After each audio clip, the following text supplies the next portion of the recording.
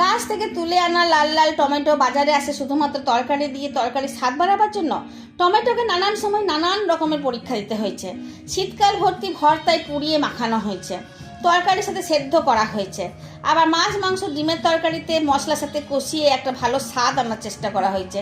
কিন্তু টমেটোকে আমরা একা ব্যবহার করে কখনো খাইনি। চাটনিতেও আমরা খেজুর আমসত্ত্ব দিয়েই তৈরি করি। তাই আজকে শুধুমাত্র টমেটো দিয়েই বানিয়ে নিলাম টমেটো মাছের ঝোল।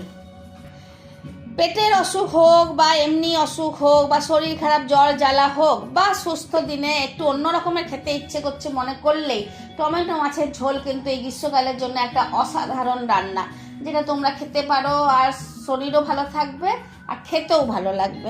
সাধারণ রান্না খুব সাধারণভাবেই করে নিয়েছিলাম। টমেটো সেদ্ধ করে নিয়েছিলাম আর বাজার থেকে মেজো ছোট সাইজের মাছ নিয়ে এনেছিলাম, মানে ওই ধরো 400 গ্রামের কাতলা মাছ আর 2টো চারাপোনা মাছ নিয়ে এসেছিলাম। মাছগুলিকে ধুয়ে নুন হলুদ মাখিয়ে ভেজে নিয়েছিলাম আর পেঁয়াজ কুচি করে ভেজে নিয়েছিলাম। আর পেঁয়াজ ভাজার ওপরে দিয়ে দিয়েছিলাম আদা কাঁচা লঙ্কা বাটা, ধনে জিরে হলুদ গুঁড়ো, পরিমাণ মতো নুন চিনি। মশলা কষা করতে করতে টমেটো সেদ্ধ করে চটকে সেই জলটা ছেঁকে নিয়েছিলাম। তারপর মশলা কষা হয়ে গেলে টমেটো সেদ্ধ জল ঢেলে পরে ঝোল ফুটতে দিলাম। ঝোল ফুটে উঠলেই ভাজা মাছগুলিকে দিয়ে ফুটিয়ে নামিয়ে নিই। কাতলা মাছের পিস, চারাপোনা মাছ আর ওইদিকে মশলা ঢোকা মাছের মাথা দিয়ে ভাত খেতে দুর্দান্ত লাগলো।